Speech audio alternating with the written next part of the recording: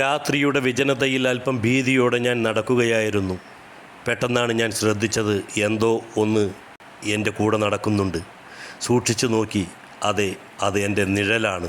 എൻ്റെ കൂടെ എൻ്റെ നിഴൽ ഉണ്ട് എന്നുള്ള ആ ഒരു സത്യം ഞാൻ തിരിച്ചറിഞ്ഞതോടെ അല്പം ധൈര്യം എനിക്കുണ്ടായി. ഞാൻ മുന്നോട്ട് നടന്നു, കൂടെ എൻ്റെ നിഴലും.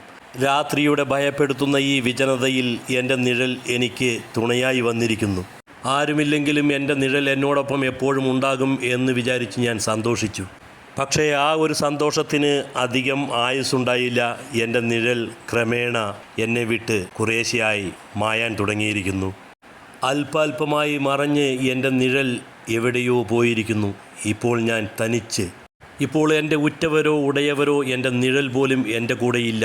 ഞാനിപ്പോൾ നടക്കുകയല്ല, എന്നെ ആരോ വലിച്ചിഴയ്ക്കുകയാണ്. നിശബ്ദത തളം കെട്ടി നിൽക്കുന്ന പൂർണ്ണമായ അന്ധകാരത്തിലേക്ക്.